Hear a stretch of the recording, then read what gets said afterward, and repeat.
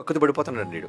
ఎప్పుడు అప్పచెప్పేద్దాం బేర కుదిరిచేసుకున్నాడు కదా. ఏమిటి తొందరగా 30 వెండి నాణాలు ఇచ్చేయండి, నాకు ఇచ్చేయండి చెప్పేస్తాను, నా యేసుప్రభుని అప్పగించేస్తాను. ఇంతకీ చేసిన గొప్ప పని ఏంటంటే ఇది రహస్యమేం కాదు, తీసుకెళ్ళి అదిగో తోటలో ఎక్కడ ఉన్నాడని చూపించడమే. అదేం పెద్ద యేసుప్రభు ఏజెంటా, సీక్రెట్ గా లోపల ఎక్కడ బంకర్లో ఉన్నాడా? ఇటు తీసుకొని వెళ్ళి చూపించేదానికి 30 వెండి నాణాలు నీకు కావాలా? అందుకే యేసుప్రభు ఏమన్నాడు తెలుసా? సైతాన్ ఎప్పుడైతే ఇస్కరియోతులకు దూరిందో, ఏయ్ నువ్వు చేయాలనుకుంది తొందరగా చేసే అన్నాడు. ఎందుకు దెయ్యం పట్టేసింది నీకు, ఇక నువ్వు ఆపవు, ఎవడు చెప్పినా నువ్వు ఆగవు.